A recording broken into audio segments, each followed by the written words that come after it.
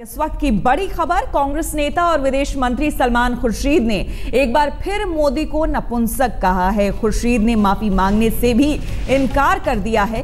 खुर्शीद ने कहा है कि वो क्यों माफी मांगे। मोदी को पीएम उम्मीदवार बनाने के लिए राजनाथ सिंह को माफी मांगनी चाहिए। खुर्शीद से बात की हमारे संवाददाता अशोक सिंघल ने। तो नपुंसक कहे जाने से बीजेपी सलमान खुर्शीद से काफ़ी नाराज है, माफ़ी मांगने की बात कर रही है। इस वक्त हमारे साथ मौजूद हैं विदेश मंत्री सलमान खुर्शीद साहब। सलमान साहब, बीजेपी बहुत नाराज है कि आप नपुंसक कहते हैं, कैसे शब्दों का इस्तेमाल करते हैं? मुझे वो बता दें क्या शब्द इस्तेमाल करें। कोई कातिल कहता है, मैंने कातिल नहीं कहा। वो चाहते हैं कि मैं कातिल कहूँ। मैंने ये कहा कि उनका ये मानना है कि किसी कोर्ट ने अभी कोई आदेश नहीं दिया जिसको लेकर हम ये कह सके कि मोदी जी की निजी जिम्मेदारी है। उनका जो निजी उनका जो दायित्व था उसके संदर्भ में उनकी जवाबदेही बनती है। जब वो ये कहते हैं तो हम जवाब में क्या कहते हैं कि उन्होंने सरकार में रहते हुए, मुख्यमंत्री रहते हुए, उनके ही प्रांत में और उनके ही सरकार के होते हुए वहाँ जो घटनाएं घटी, चाहे वो गोधरा की घटना हो, चाहे गोधरा के बाद की घटनाएं हो, उसकी जिम्मेदारी और उसका दायित्व किस पर है। जिस पर है वो या दायित्व स्वीकार करे और कहे कि हमने ऐसा होने दिया, या फिर वो ये कहे कि हम असहाय हो गए, हम कुछ नहीं कर पाए, और जब नहीं कर पाए तो उसके लिए कौन सा शब्द है। अगर शब्दावली में कोई इससे बेहतर शब्द है तो हम बताएं। मैंने शब्द वो इस्तेमाल किया जो हिंदी भाषा में रोज़ इस्तेमाल किया जाता है, और वो उस शब्द को अगर कोई और संदर्भ दे रहे हैं तो भैया उनको माफ़ी मांगनी चाहिए मोदी जी से ना, कि वो कोई और संदर्भ दे रहे हैं।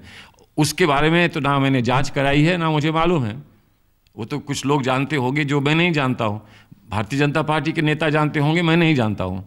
वो उनसे पूछें कि वो क्या समझे हैं और उन्होंने मोदी जी के बारे में क्या उन्होंने सोचा है या क्या समझा है और क्या उनके विचार हैं। और अगर उनके विचार ऐसे हैं जिस पर माफ़ी मांगनी चाहिए तो उनको मोदी जी से माफ़ी मांगनी चाहिए। पर सलमान साहब, नपुंसक शब्द जनरली पॉलिटिक्स में बहुत कम इस्तेमाल होता है, तो आपको लगता है कि राजनीति कभी खून की जहर की खेती, राहुल गांधी इस्तेमाल करते हैं शब्द, कभी खून की बात की जाती है, सोनिया गांधी मौत का सौदागर उनको बोलती है, तो आपको लगता है कि थोड़ा चीज़ें उस ढंग से आ रही हैं कांग्रेस की? किस ढंग से आ रही है बताएं ना। उनकी भाषा क्या है, वो क्या कहते हैं, उन्होंने क्या किया है, और जो उन्होंने किया है उसको हम किस तरह से उसका विवरण करें, किस तरह से उसका उल्लेख करें, वो बता दें।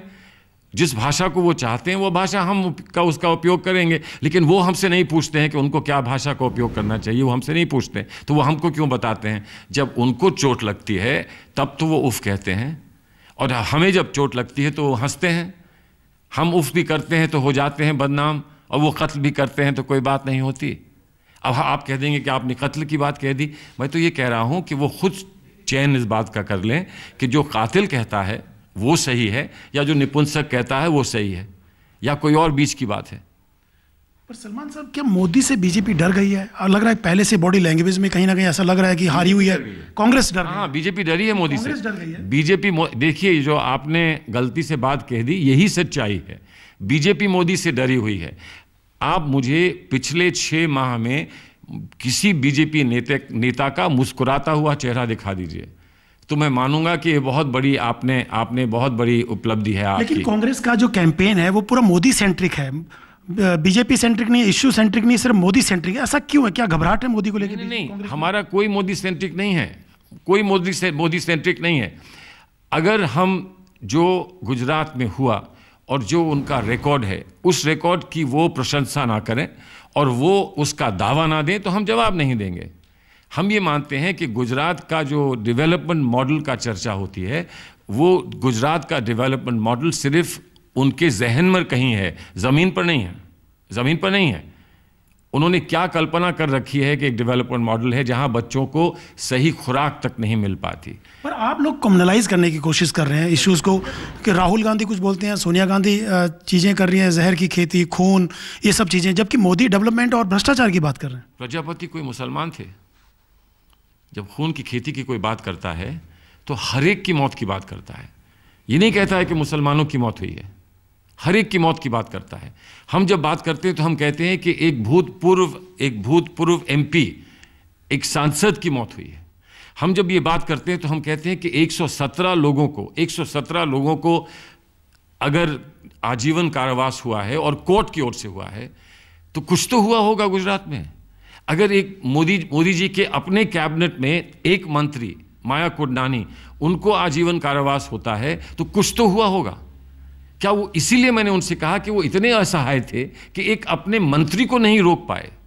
जो एक मंत्री को नहीं रोक सकता है वो किसको रोकेगा? वो आतंकवादी को रोक पाएगा। जब वो बखान करते हैं तो हम सिर्फ ये चाहते हैं कि वो ये कहें कि हाँ, मुझ में वो शक्ति नहीं है, मुझ में वो बल नहीं है, मुझ में वो कैपेसिटी नहीं है, वो क्षमता नहीं है जिससे कि मैं ये काम सब कर सकता। और इसी बात को मैं कहता हूं नपुंसक। अगर और कोई शब्द आपकी शब्दावली में अच्छा हो तो आप मुझे वो बता दीजिए। सलमान साहब, राजनाथ सिंह ने कल कहा मुसलमानों के फंक्शन में जाकर के, मुस्लिम एक फंक्शन था, कि हमसे कोई गलती हुई हो तो हम उसके लिए माफ़ी मांगने को तैयार हैं। किस ढंग से देखते हैं इसको? मैं कल देख रहा था इसको, मुझे लगा कि वो ये कहना चाह रहे हैं कि हमसे बहुत बड़ी गलती हो गई कि हमने मोदी जी को सामने पेश कर दिया और उनको प्रधानमंत्री का पद देने की बात कर दी। मुझे ऐसा लगा, लेकिन पता नहीं उनमें इतनी हिम्मत होगी कि वो ऐसा कहेंगे कि नहीं कहेंगे। बहुत समझदार व्यक्ति हैं, बहुत दूरदर्शी व्यक्ति हैं, बहुत संवेदनशील व्यक्ति हैं, और उन पर भी क्या गुजर रही होगी कि उनको नेता प्रस्तुत ना करके किसी और को नेता प्रस्तुत किया गया और उससे पूछ के उन्होंने माफ़ी मांगने की बात करी। और किस बात की वो माफ़ी मांग रहे हैं या मांगने के लिए तैयार हैं।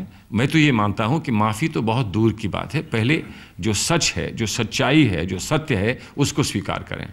ये तो पहले बताएं कि सत्य क्या है, क्या हुआ है, क्या नहीं हुआ है, ये पूरी बात करें। उसके बाद फिर आगे कौन किससे माफ़ी मांगेगा और कौन माफ़ करेगा, इस पे चर्चा आप लोग कर सकते हैं। क्या राजनाथ सिंह को माफ़ी मांगनी चाहिए या नरेंद्र मोदी को मांगनी चाहिए?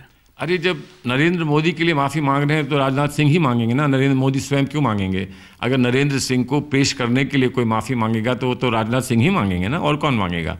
लेकिन किस बात की माफ़ी मांगना चाह रहे हैं? कल ऐसा लग रहा था कि शायद, जैसे वो आप जानते हैं ना, कोई व्यक्ति अगर बहुत दिन सोया रहा हो और एकदम से जाग जाए और जाकर पूछे कि मैं कहाँ हूँ, क्या हुआ, यहाँ कैसा हुआ। तो गुजरात के बारे में बहुत सारे लेख हैं, आप लोगों की पुरानी रिपोर्ट्स हैं, वो अगर राजनाथ जी अगर थोड़ा सा देख लें तो फिर कम से कम उनको ये तो पता लगेगा किस बात की माफ़ी मांगनी है। शायद उनको ऐसा लग रहा है कि ये लोग ऐसे नाराज़ हो गए, हम कह देंगे कि माफ़ी मांग लेते हैं तो माफ़ कर देंगे। माफ़ी मुसलमानों से क्यों मांग रहे हैं? इस देश से क्यों नहीं मांगते हैं? मुसलमान अलग नहीं है इस देश से मांगे। वो लोग, बहुत सारे ऐसे लोग हैं जिनसे उनको माफ़ी मांगनी चाहिए, जो लोग ये मांगते हैं कि इस देश के साथ जिस तरह से उन्होंने सलूक किया है भारतीय जनता पार्टी ने, या भारतीय जनता पार्टी का जो यूनिट गुजरात में था उन्होंने सलूक किया है, उसकी माफ़ी देश से मांगे। लेकिन माफ़ी मांगने से पहले ये स्वीकार करना होता है कि ये सब हुआ है। आज तक उन्होंने स्वीकार नहीं किया कि ये सब हुआ है। एक आखिरी सवाल, नरेंद्र मोदी आपको लगता है कैंपेन में राहुल गांधी से कहीं आगे हैं? अरे भाई, कैंपेन के कोई रूल्स खुद लिख लेते हैं, वो गोल पोस्ट बना लेते हैं, अपनी गेंद लेके आते हैं, खुद उसमें गेंद को गोल पोस्ट में मारते हैं, गोली को खड़ा नहीं करते हैं, फिर कहते हैं कि बताओ मैंने कितने गोल बना लिए। हम नहीं ऐसा कर रहे हैं ना, हम वहाँ पर खेलना चाहते हैं खेल। हम उन रूल्स के माध्यम से खेल खेलना चाहते हैं जो हमारे डेमोक्रेसी के, लोकतंत्र के सही रूल्स हैं। हम उससे खेलेंगे, जीतें या हारें। हम हमेशा उन रूल्स को स्वीकार करते हैं। हमको खेद इस बात का है कि जिनके साथ आज हमारी प्रतियोगिता हो रही है, जिनके साथ हमारा आज सामना है, उसने डेमोक्रेसी के रूल्स सारे नष्ट करे हैं। और इसलिए ये डेमोक्रेसी के लिए, लोकतंत्र को सुरक्षित रखने के लिए, इस देश को सुरक्षित रखने के लिए हम ये लड़ाई लड़ रहे हैं। लेकिन एक सवाल राहुल गांधी के साथ जो युवाओं की मीटिंग हुई थी कुछ दिन पहले, उसमें कहा गया कि जो सीनियर लीडर हैं उनकी बॉडी लैंग्वेज से लगता है कि हम हारे हुए हैं। और राहुल ने ये मीटिंग में भी, CWC जो मेंबर्स की मीटिंग हुई, उसमें सवाल रखा था। तो ऐसा क्यों अभी से आप लोगों ने मान लिया कि आप हार रहे हैं? बड़ी मुश्किल है। आप मुझसे यहाँ प्रश्न पूछने आए कि मैंने नपुंसक क्यों कहा, और अब आप कह रहे हैं कि आप हारे हुए क्यों लग रहे हैं। जो हारा हुआ लगता है वो नपुंसक थोड़ी कहता है, वो कहता है नपुंसक जो हारा हुआ लगता है। हम तो हार के भी जीतते हैं, हम तो हार कर भी जीतते हैं, और कुछ लोग जीत कर भी हारते हैं। ये है इस देश के सामने एक विडंबना। हम तो हार कर भी जीतते हैं, लेकिन हम लड़ेंगे, इसलिए लड़ेंगे कि ये लड़ाई सिर्फ हमारे लिए नहीं है, अपने लिए नहीं है, पार्टी के लिए नहीं है, ये लड़ाई देश के लिए है, देश की अस्मिता की है, देश की एक छवि की है, देश की एक कल्पना की है, देश की एक आत्मा की है। इस लड़ाई को हम लड़के दिखाएंगे। धन्यवाद सलमान साहब हमसे बात करने के लिए। कैमरामैन अश्विनी हेलन के साथ अशोक सिंगल, दिल्ली आज तक।